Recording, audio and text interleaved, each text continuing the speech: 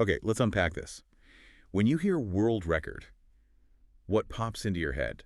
Like the tallest person ever, fastest runner, maybe something wild like, I don't know, eating loads of hot dogs. Mm-hmm. It's usually something extreme, right? Exactly. And Guinness World Records is just, the name for that stuff. It's synonymous with human achievement, but also sometimes just plain weirdness from nature. Absolutely. So today, we're doing a deep dive into that whole world. Our mission. We want to dig into its, frankly, bizarre beginnings, how it ballooned into this global thing, tackle some of the ethical questions that pop up, which are pretty surprising, and figure out what being a record holder even means today. Mm-hmm. Especially now that, well, you can kind of buy your way in some cases. Yeah, that's a big part of it now. You might think you know the book, but honestly, there are some nuggets in here, from pub arguments to big corporate controversies that are really unexpected. And what's really fascinating looking at the sources is mapping that journey. Starting with a simple argument in a pub and ending up as this huge, complex global company that's actually tangled up in some serious debates. It's way more than just a list of facts. It's a real cultural force with surprising layers. Totally agree. And that beginning, the accidental start, it's quite a tale. So Yeah. picture this. It's November 10th, 1951. Okay. Sir Hugh Beaver, he's the managing director of Guinness Breweries back then, is out on a shooting party, County Wexford, Ireland. Right. He misses a shot at a golden plover. And this kicks off an argument with the other guests. Right. Which bird is faster, the golden plover or the red grouse? The classic pub debate starter. Exactly. Yeah. Turns out neither is actually the fastest, but that wasn't really the point for Sir Hugh. What he realized that night was, like, wow, there isn't a single book anywhere that can settle this kind of argument. No, the everyday debates people have. No definitive source. And here's where it gets really interesting. He had this flash of insight, a book designed to settle those pub arguments, answer those little questions everyone argues about. That could be huge. It's brilliant, really. He didn't just think, let's make a book. He saw a gap, a fundamental human need almost. We want answers, right? We want to know who's the best, what's the most extreme. Definitely. And tapping into that, well, that's why it lasted. It wasn't just a gimmick for Guinness. It resonated universally. That laid the foundation for everything that came after. And it took off like a rocket. Someone at Guinness, Christopher Chataway, he knew these twin brothers, Norris and Ross McWhorter. The McWhorters, yeah. Legends. They ran a fact-finding agency in London. So in August 1954, they get the job, compile the Guinness Book of Records. Plan was simple. Print 1,000 copies. Give them away free to pubs in Britain and Ireland. A promotional thing. Just 1,000. Wow. Yeah. But the pub goers, they loved them, constantly grabbing them to settle bets and arguments. So that first edition, 198 pages, bound on August 27th, 1955. Yeah. Get this. By Christmas that same year, it was the #1 bestseller in the UK. That's incredible. From a free pub giveaway to a national bestseller in months. It's astonishing, right? Especially from a pub bet. And what strikes me looking at the sources is how quickly it went from being just a fun pub book to being the authority, the main international body for checking and listing records. Yeah, how did that happen so fast? Well, the McWhorter brothers were apparently meticulous, really rigorous. Plus, the book came out every year, updated. That consistency built trust, They basically set the standard for how you even verify a world record. That makes sense. And even though the book itself is still iconic, the physical copy, their website now is massive. It's got the whole archive. So they adapted, moved beyond just print. Oh, yeah, the McWhorters became famous in their own right. They had this, encyclopedic memory. They were on that British kids TV show, Record Breakers, for decades. Oh, I remember that. Norris on the spot. Exactly. Kids would send in questions. They just know the answers. It's sad, though. Ross McWhorter was assassinated in 1975. Yes. A very dark chapter. Yeah. Norris carried on as editor, did the TV show segment. He stayed involved as a consultant until 95. The brand itself, though, Guinness World Records, it's changed hands a few times. Went through various big media companies, Diageo, HIT Entertainment. And since 2008, it's owned by the Jim Pattison Group. Quite the corporate journey, too, then. Definitely. A long way from Sir Hugh's shooting party. Okay, but now, here's where it gets, really interesting and sometimes a bit thorny. GWR doesn't just add records. They also remove them. And the reasons why. Often ethical, and honestly, some of them really surprised me when digging into this. Yeah, this is where it gets complex. What's fascinating is seeing how they've had to walk this tightrope. Celebrating amazing feats on one hand, Right. but on the other, making sure they stick to ethical standards, safety rules, even thinking about the environment. It shows them maturing, I guess, from just listing quirky facts to being, weirdly, kind of the ethical gatekeeper. Take animal welfare. They ditched the heaviest pets category, and you can probably guess why. Oh dear. Let me guess. People were overfeeding their pets dangerously. Exactly.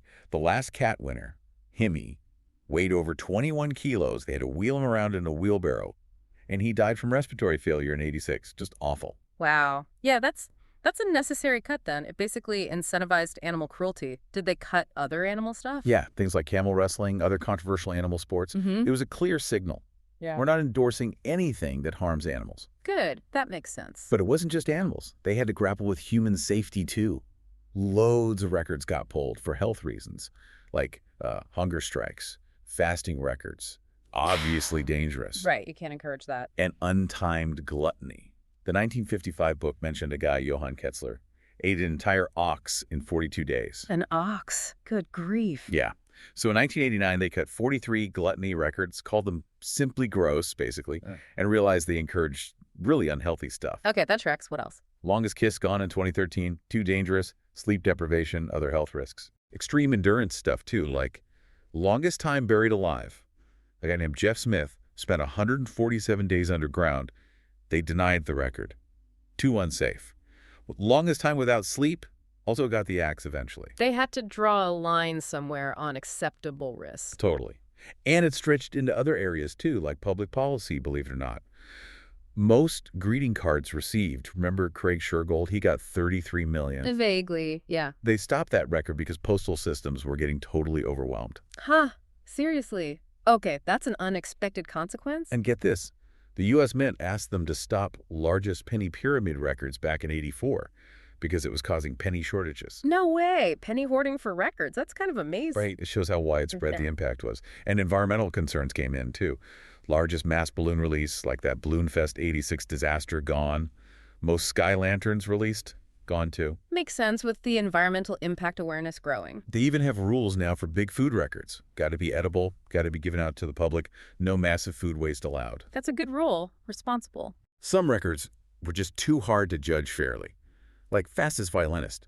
How do you judge the quality of the music at that speed, even slowed down? Impossible. True. That's subjective. Or longest dreadlock. How do you know if bits haven't broken off and been reattached? Hard to verify. And maybe the most chilling one, most prolific serial killer. They had Pedro Lopez listed, removed, because obviously you can't make murder a competition. Yeah, that's just horrifying. Definitely needed to go. It's a surprising amount of ethical thinking for a book that started out settling pub bets. It really is.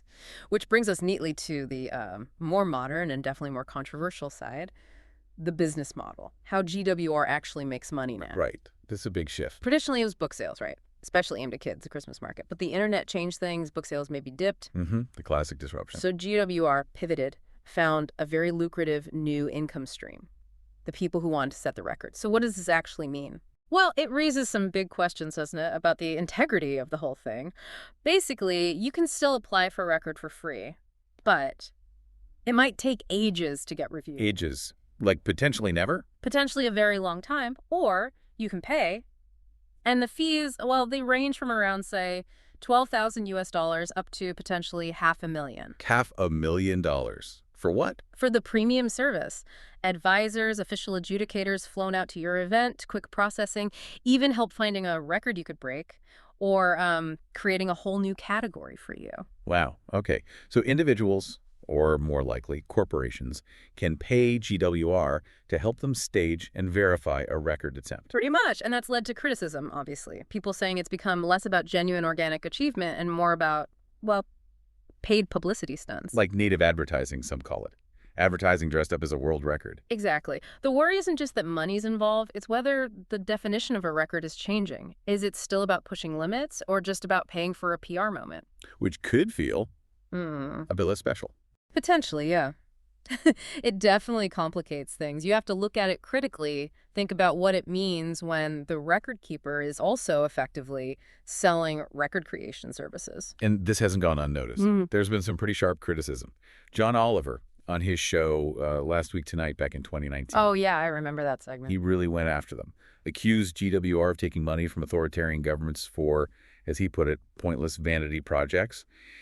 He specifically called out the president of Turkmenistan, Gurbanguly Berdimuhamedow, who holds several records. Right, like most people singing in a circle or largest cycling awareness lesson, things like that. Oliver even tried to get GWR to adjudicate a record for the largest cake featuring a picture of someone falling off a horse, mocking Berdimuhamedow, but claimed they refused because of a non-disparagement clause. GWR denied that was the reason, didn't they? Said Oliver just wanted to mock them and didn't actually request the specific record properly. Yeah, there was back and forth, but the core criticism stuck. And more recently, like 2024, there have been reports accusing GWR of, quote, laundering the reputation of oppressive regimes Laundering reputation, how so? by awarding records, lots of them, to entities like the UAE police or Egypt's military. The argument is that these records give a sort of positive PR gloss, a veneer of legitimacy, to governments or state bodies that face serious human rights accusations. So using the world record achievement to distract or sanitize their image. That's the accusation. GWR officially states that record titles cannot be purchased. But, these situations definitely raise difficult ethical questions about who they work with and what impact these paid-for records have. They've even been dinged for romanticizing diseases like Graves' disease by featuring them as records. It's definitely a complex ethical minefield they're navigating now. For sure. But, okay, moving beyond the controversies for a sec, the brand itself has branched out way beyond just the annual book. Oh, yeah, it's a whole media empire now. They've had tons of TV shows all over the world. You mentioned the UK's Record Breakers. The US had Guinness World Records Primetime. Lots of shows documenting people trying to break records. And for the gamers listening. Right. The Gamers Edition started in 2008, focusing just on video game high scores and achievements. It took a break for a while, but apparently it's coming back in 2025. That makes sense. Gaming is huge.